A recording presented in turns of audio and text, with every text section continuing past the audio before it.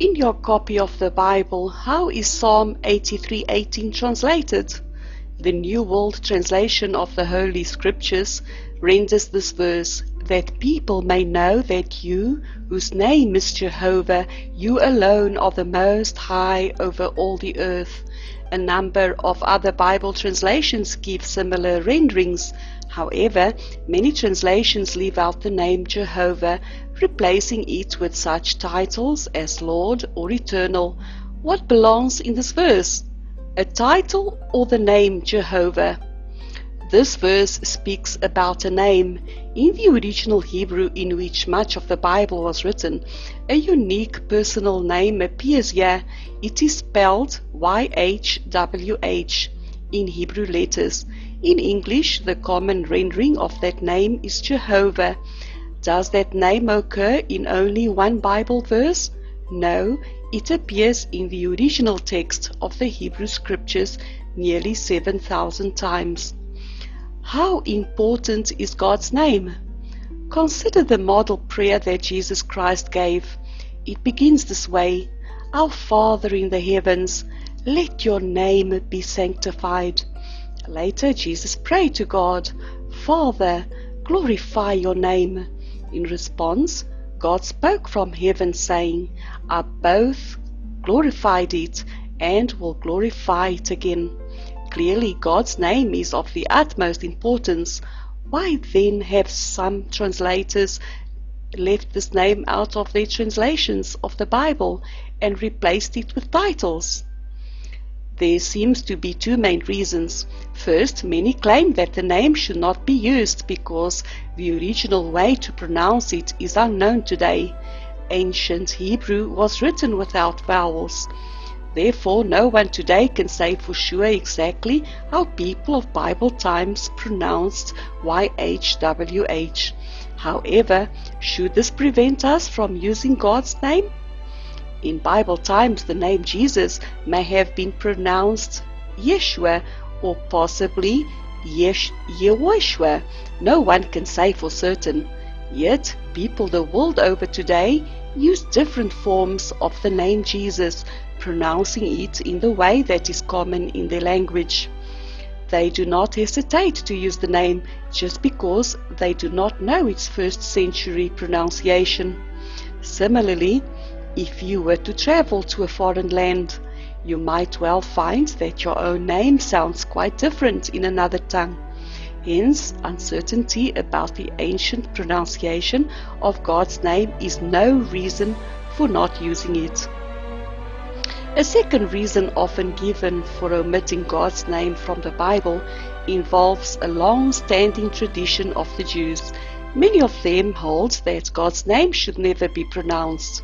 This belief is evidently based on a misapplication of a Bible law that states, You must not take up the name of Jehovah your God in a worthless way, for Jehovah will not leave the one unpunished who takes up his name in a worthless way.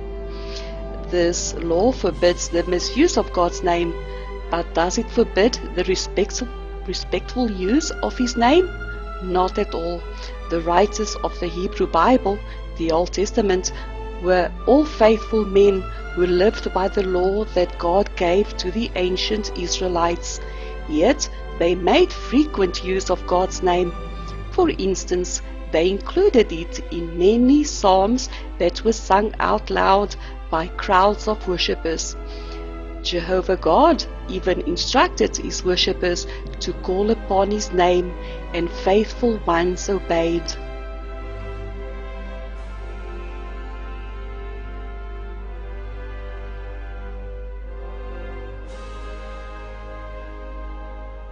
Hence, Christians today do not hesitate to use God's name respectfully, as Jesus surely did.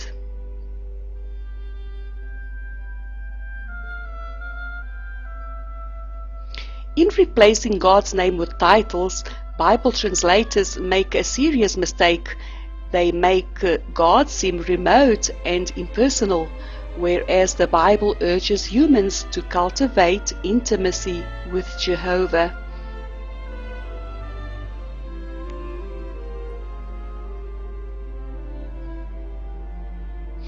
Think of an intimate friend of yours.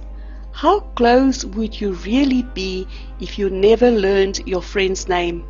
Similarly, when people are kept in ignorance about God's name, Jehovah, how can they become truly close to God? Furthermore, when people do not use God's name, they also lack knowledge of its wonderful meaning. What does the divine name mean? God himself explained the meaning of his name to his faithful servant Moses. When Moses asked about God's name, Jehovah replied, I shall prove to be what I shall prove to be. Rotherham's translation renders those words, I will become whatsoever I please. So Jehovah can become whatever is needed in order to fulfill his purposes. Suppose that you could become whatever you wanted to become. What would you do for your friends? If one of them became seriously ill, you could become a skilled doctor and perform a cure. If another suffered a financial loss, you could become a wealthy benefactor and come to his rescue. The truth is, though, that you are limited in what you can become. All of us are.